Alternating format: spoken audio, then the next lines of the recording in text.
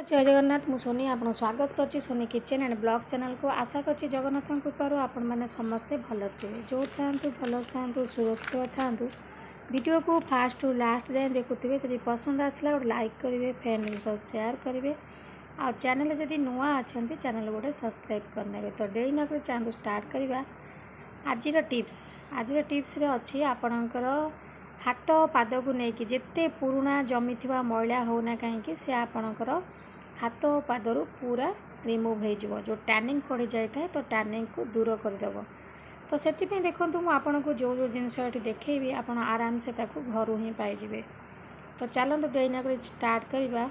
आज टिप्स रे आपण अच्छी आपण खरा जो बाहर पदा को हाथ पाद जो टैनिंग पड़ जाए तो आम केमिति टैनिंग को दूर करवा घरे उपाय आपणकर स्किन रो पूरा गोटे नुआ चमक आप देखिपारे। जस्ट खाली मात्र गोटे थर लगेला परे आपण फरक जानीपारे।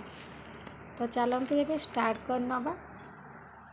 तो ये देखो मु शैम्पू नहीं आपड़ जेकोसी शैम्पू व्यवहार कर घरे नहीं पारे कहीं आप जानते शैम्पू आपणकर कौन करे ना सफा करें आम से आमर बाल लगे था चुटिकी सफा करने मैला सब बाहरी थाए। तो से आम जब हाथ पादरे लगेवा ताले आपण हाथ पादर से टैनिंग दूर कर स्किन को इंस्टांट ग्लो करने हेल्प कर जिते जमी थी पुराणा मैला को बाहर कर। तो देखो ये आम नहीं जावा प्रथम जिनसटी शैम्पू।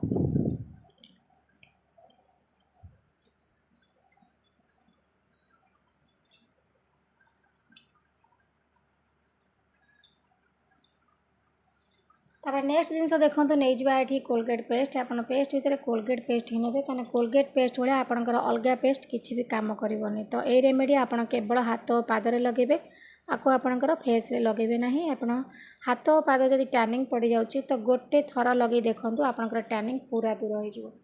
तो ये देखो मुझे गली कोलगेट पेस्ट। तापर नेक्स्ट जिनस नहीं जावा सुगर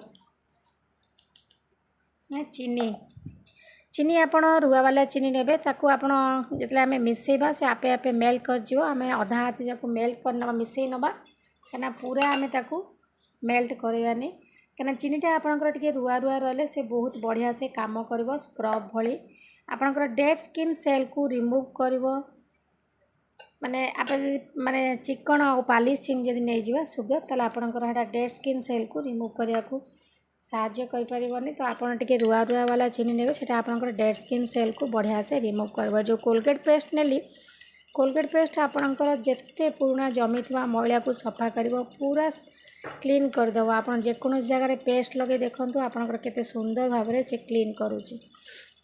तो ये आम तीन टा जगह मिसई नवा चीनी आप भाव में मिसा तो देखिए आपंकर चीनी जो रुआ रुआ चीनी नहीं से अधा माने 3 भाग भली मेल्ट कर आ टिके जो रुआ रुआ रहा आपंकर स्किन ने भल स्क्रब भली काम कर। आम जब पाउडर चीनी नहीं जावा तो स्क्रब भली काम कर न थाए। तो रुआ रुआ चीनी ने स्क्रब भली काम कर। तो देखो ये मेल्ट करने गली बढ़िया से। तो देखो केते सुंदर भाव में होगला आमर प्रस्तुत होगला केते सुंदर देखा जाउछि देखो। तो ये रेमेडी आपड़ सब न लगे कि गोटे थर सप्ताह लगातु देखिए आपणकर स्किन माने स्ट्रक्चर पूरा चेंज हो आपणकर हाथ पादर जो टैनिंग पड़ जाऊँगी तो टैनिंग पूरा दूर हो। तो देखो ये भाव में भल भाव में लगे नियंतु लगे टी हल्का हल्का करके मसाज करूँ जद्वारा कि आपंकर स्क्रब भली काम कर कहीं आपंकर जो चीनी आम नहीं टी हल्का हल्का जो रुआ रुआ अच्छी आपंकर बढ़िया से स्क्रब भली काम करें। तो एमती आप हल्का हल्का कर मसाज करनी किछि समय छाड़ी दिंतु किछि समय पर देखिए आपणकर माने हाथ पादर जिते पुराणा जमी थी मैला सब रिमूव हो टैनिंग पूरा दूर हो। तो मु आपन को किछि समय पर सुखी सारा पर आउ थे देखे नेबी। तो ये भाव में आपन देखौछि तो जस्ट खाली 5 ରୁ 10 मिनट छाड़ी दिंतु देखिए आपणकर स्किन माने पूरा टैनिंग दूर हो। तो देखो ये मुझे छाड़ी दूसरी 10 मिनट पर आपन को धोईकी देखे नेबे।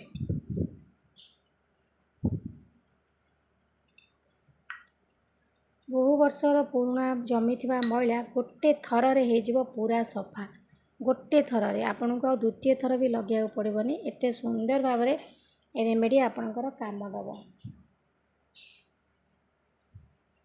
तो देखो सांगे सांगे लगेला भितर मुझे आपको देखूँ केते सुंदर भाव में ग्लो करुच्ची। तो मुझे आपण को धोईकी देखे नौ। एबे देखंतु मु मो हाथ को धोई नहीं आपण एइबडी भाव में आपण हाथ पादरे लगांतु देखिए गोटे थर रे आपण हाथ रु जिते पुराना जमी थिबा मैला सब सफा हो टैनिंग पूरा दूर हो। तो आशा करछि आज वीडियो आपको पसंद आसथिबो। यदि पसंद आसता लाइक करेंगे, फ्रेंड यूज तो शेयर करेंगे। आ चैनल जदि नुआ अच्छा चैनल गोटे सब्सक्राइब करने।